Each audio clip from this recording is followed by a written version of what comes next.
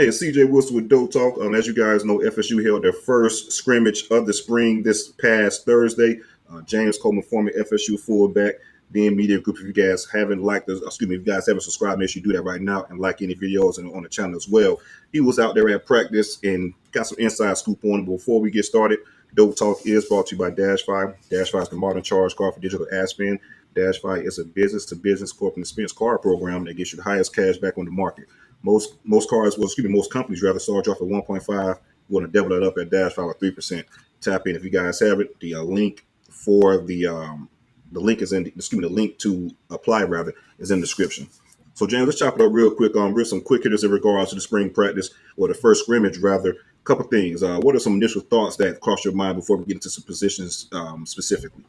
The defense is extremely fast. It's going to be arguably better than what we saw in 2022, 2023, as you have pieces that Fuller's able to actually put in that he wanted, that he recruited, and that he's been able to mold from whether it be the high school ranks or it be the transfer portal. But that secondary is fast and aggressive.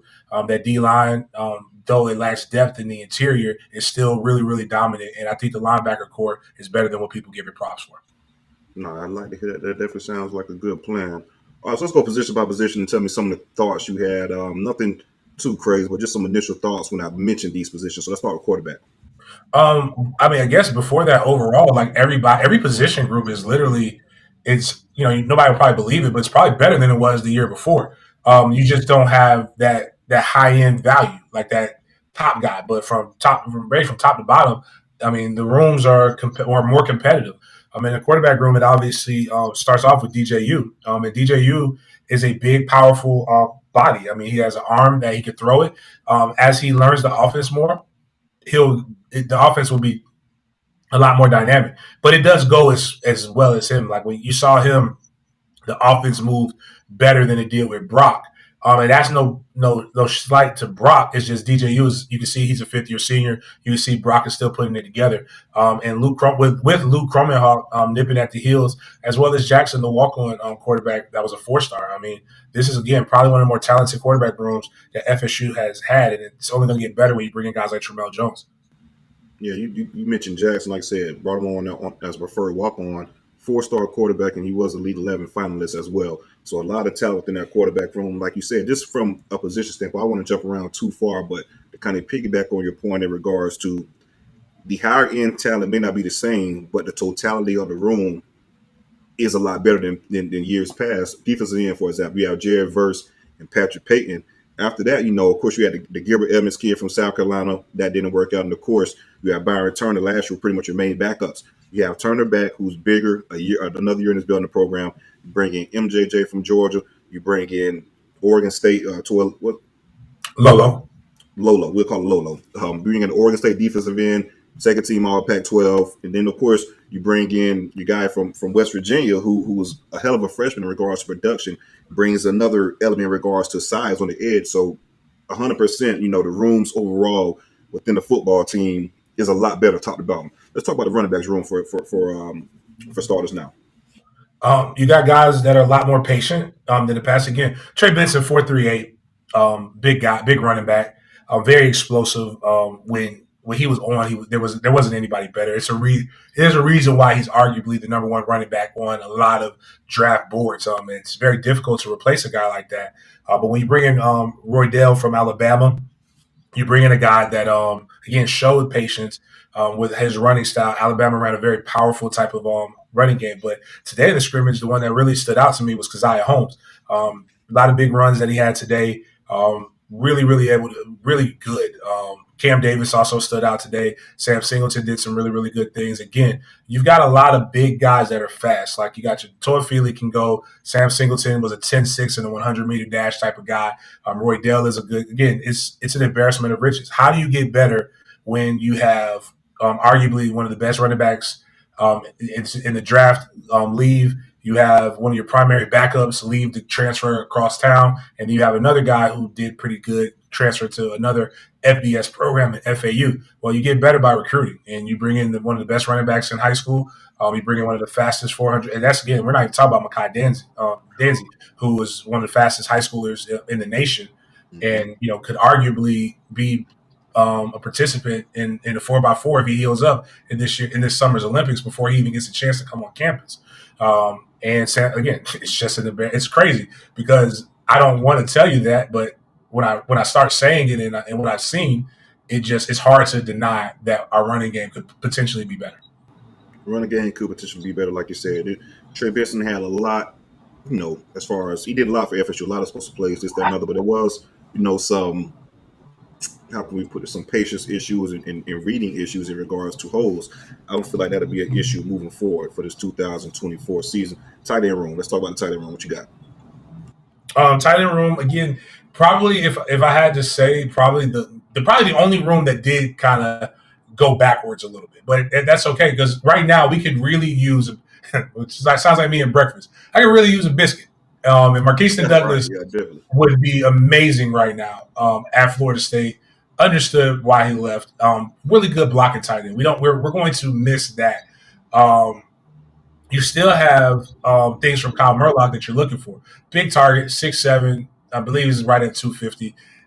He's got to be, whether it's him or Landon Thomas, who I don't think Landon Thomas is ready to be your starter, not because he's not good, it's just because you need him to get his grown man weight. He's a year and a half away from really just becoming one of the dominant tight ends in the nation. I saw the way he runs routes, he catches well. But the catch radius that you're going to get with Murlock being 6'7" is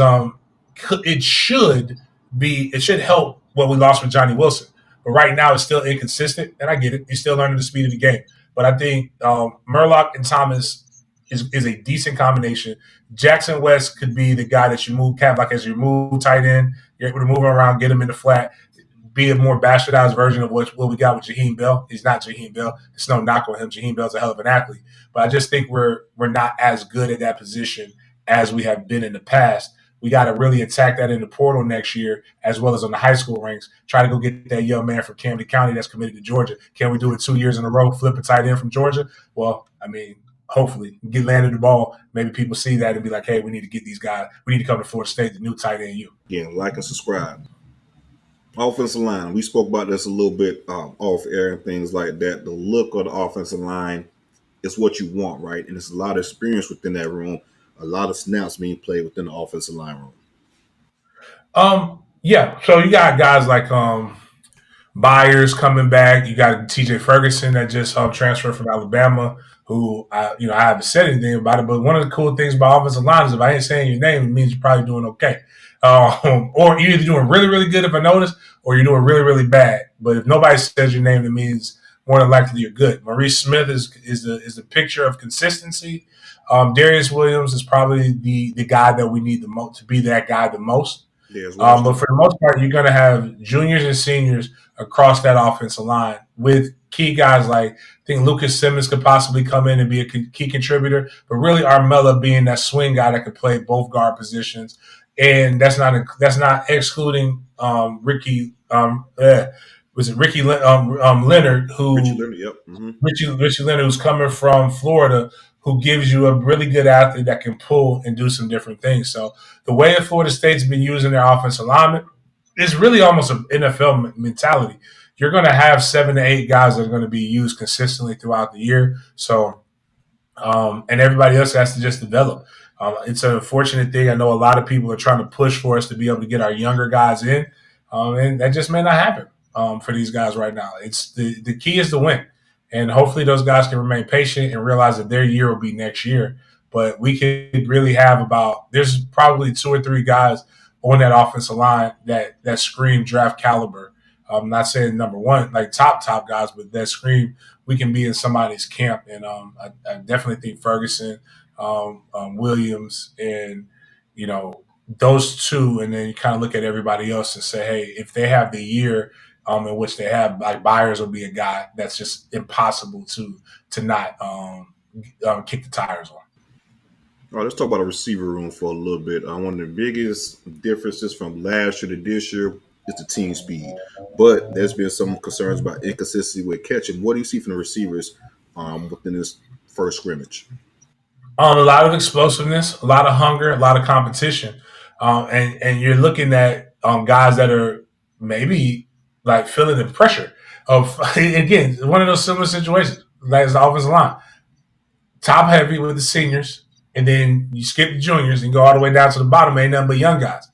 And some And dogs that are young dog got yeah, guys too at that. the beautiful thing about young guys is young guys don't care about how old you are until they become old guys. The young guys just want to see the field. They're full of piss and vinegar, which is dope. The older guys, are some of them know that their jobs are secure. Some of these guys got to keep these jits at bay. And you got 5 seniors. We know Benson just transferred over here, and as I like to joke, he didn't transfer over here to play in the intramural flag football. You got so he's gonna see the field. You've got Ja'Kai Douglas, who's done enough over his 4-year career to be able to be a key contributor. And then you've got Portier, Williamson, the Span, who have been here for the last couple of years, and they just got to be able to figure out where they fit in at. Because there is Keem Williams, there's Destin Hill, there's Ventravius Jacobs, there is Luane McCoy. There's Camden Fryer. There are some guys, and that's not even including my guy from DC who ain't even got here yet. Mm-hmm. There's some guys coming down here that's just said that we didn't come here to just play video games and get NIL deals. We want to see this field, and we need to see this field. And to quote Pac in Troublesome 96, they basically coming in and say, like my man Napoleon said, somebody got to explain why I ain't got shit. And that's what they coming in practice every day doing, and I love it. Competition breeds what you want. You cannot be a great program and just bend the knee for people who are supposed to be here. Every year I played at Florida State, somebody got brought in to take my job. That's why I wanted to go to Florida State. You don't go to these places to get smiles and Hallmark cards. I don't give a damn how good my coach was. My coach was my coach because he brought in a bunch of guys that looked like me that could play ball, that was trying to take something. And that's what we need. And that raw receiver room is a reflection, and I don't give a damn what anybody says. Dugans is a damn good coach and a damn good recruiter. If you ain't like you can only impart what you are. Dugans was a dog, and he got dogs. Yeah, I agree. I did say coming to spring, this is one of the competitions that I'm looking forward to the most, and I think that still holds true. Like as far as seeing these guys play out and how the playing time will shake. Let's move over to the defensive line. What you saw? Man, let me tell you, the D line, crazy. I'm gonna start with D tackle. Number 6 is a motherfucker. Like Daryl Jackson is a fucking problem. Like he's one of them guys that like. During fall camp, you're gonna have to just tell him like he's only gonna get a couple plays. You're gonna like a couple plays just to keep him fresh and be like, all right, man, get your ass out of here, man, so we can go run some runs, man. We can't do this shit with you in there. Same thing with Farmer, but Farmer's trying to recover from the hand. But Samson Lyons looked the part. Colorado State D tackle, I could definitely see the energy. He's going to be able to come in. He's clearly that first backup off the bench. But I like that. Maybe the only thing I'll say is if we could add another guy in the portal, the right guy, I'm not opposed to it. But when we go at a defensive end, Patrick Payton, Byron Turner, Lolo, Marvin Jones Jr., and Durage are 5 D linemen that are really, really good. And that's not even including Jaden Jones, that a lot of people keep forgetting about. But that's how good the Mother Cats are, is that you're forgetting about that. So, yeah. Jaden Jones also, like I said, number 1 JUCO guy, coming out of the ranks during his time. Had the torn ACL when it was in the knee brace last year. That knee brace is off of him now. Let's move on to the linebackers. What you looking at or see from the linebacker room? I'm glad DJ Lundy's back. I like DJ Lundy. DJ Lundy's body looks the part. He's not just a play like Tarzan, look like Tarzan, play like Jane type of guy. He looks the part. He's doing his thing, moving around very fast. Like Tarzan too. Yep. So I mean, he's that guy. The linebacker from Alabama is doing good. Blake Nicholson, you got to see him. Damn it, I forgot a guy to mention on all my stuff was Cryer. Like Cryer is a guy who everybody was down on last year without realizing that he was a true freshman that was at another college and everything got taken from up under him, and came down here, was in practices trying to get. the Heat acclamation by itself. Ooh, just imagine that though, coming from fucking Northwestern, Right. I mean, like, we Tallahassee, just Florida, gotta. at that time of year. I just gotta tell people, man, y'all don't understand. It ain't comfortable, man. Like, No. it's hot, muggy. I don't even think he was able to even move in the. It's not the bird anymore. I forgot what it's called, but I'll just say that he wasn't even able to move in the bird before they were bringing his ass to Jacksonville. Like, in Jacksonville is not any. There is no reprieve here in August during that time. People think, oh, I'm by the ocean, so I'm gonna do this. But Cryer's looking good. We are in a situation where we at least have a solid 2 to 3 deep. Omar Graham Jr. is playing a lot better. We write people off entirely too fast. And what you got to realize is in a couple of these these groups, we have true developers. Like, you want to see 5-star linebackers. I ain't mad at you. Cool. You want the best. But I want to win. And Randy Shannon is a guy that does, for all intents and purposes, Randy finds out what his players are about, what they do well, and he doesn't ask you to do what you don't do well. Like, he is going to put you in positions to be successful. So that's where he has these guys going. We have our downhill guys. That's your Cryer. That's your DJ Lundy. The Sean Murphy, I think, is a guy that's going to be able to do both. Blake Nicholson is more of your coverage guys. But while we still don't, like, I think if we get that young man from Charlotte is still in the market, if he graduates like he was supposed to, I don't see that as a bad ad. I think that just adds more depth to your room. But I believe the D tackle and linebacker, there's ways to mask what our inefficiencies are in depth with the next group that we have. I agree. Let's move on to the my favorite position group on the football field, the defensive backs. Fast, physical, long, over 200 pounds, which is why I don't cry about linebackers. I mean, hell, we got enough safeties to be able to put one of them motherfuckers back there, and some shit might pop. Headlined by AZ, Fintrell Cypress. They're both of those guys are just veterans, going to do very well. Jacobs behind those guys. I was talking about Rawls toward the end of the podcast. I forgot to, like, I haven't, like, he's really, really good. Or he's been playing really, really good. He had a good play on Hakeem Williams, then another one on Brown where he just basically had them both in a blender. Then you go back to your secondary where you have Shaheem Brown, you have you have Hussey, Kirkland, Barker, a bunch of guys that had quality reps last year. Shaheem did have more than quality reps. This is Shaheem's year. Like, Shaheem Brown will be the playmaker. He really stepped up last year. I think Hussey, Kirkland got a chance to play a lot more due to Akeem Dent going down a lot.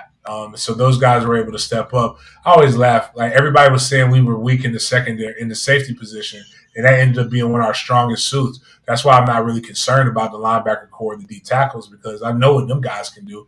But then again, everybody's been bashing Adam Fuller since he's gotten here, but that's because he's an easy target, without realizing that Adam Fuller took over a defense that was in the top 100s. They went from the top 100s to top 75, from top 75 to top 15 to, I believe, top 30 last year. And I believe that even that top 30 was not indicative of how dominant that defense was, because they gave up some pretty big games with the run. Running quarterbacks had us in the matrix a little bit last year. But I think this year you'll see as much team speed as you've seen from anybody. And that's not even bringing up Earl Little Jr., who – and Greedy Vance. Just a lot of guys. There's just a lot of cats that I don't have to name, because that's how good your top two are. And I think everybody wants us to be 85 deep. There's no such thing as a team that is great from 1 to 85. You need your top 50 to top 60 players to be good, and I think the top 50 to top 60 players at Florida State is as good as it's ever been. Which is why I don't see. While it's more like, I say this team is like 2022, I still believe that this team will probably have 2023 results due to the fact that they're better and the schedule is easier, and there's no reason to not expect high things of Florida State. So it's going to be exciting times. That's your first scrimmage report in regards to the 2024 season for the spring practice. 15 practices we do have. We're 5 down, if I'm not mistaken. So 1/3 of the way, done with spring practice. A lot more to go. We'll have more of these updates coming soon. Make sure you guys like this video and subscribe to the channel if you haven't. Again, like this video and subscribe to the channel. Also, James, let the people know where they can follow you at. At Big Game James _36 on Twitter. Den Media Group on YouTube channel. Trying to grow this thing. The goal is to get 10,000 subs before football season. We get to 10,000 subs. We'll give away a pair of season tickets to FSU as well as a parking pass. Every Wednesday before every home game, we give away a pair of tickets to anybody who's listening to Big Games BS. On top of the fact that we do tons of giveaways once we hit mark. So we get to 6,000. Every time we hit 1,000, we give away bread. So if you need some money, just click the subscribe button. Consider becoming a member. We have all those different things taken care of you, as well as a little fun satire, and we break down a lot of football. Last thing before we get you guys out of here, you guys know how we do our tailgates. Make sure you guys grab a tailgate ticket for the spring game. 420, we're going to definitely bring it in the right way and have a movie up in DoakTalk Stadium just to celebrate this 2014 lean up into the season. So grab your tailgate ticket. We have it in the description. Again, like and subscribe. Go Noles.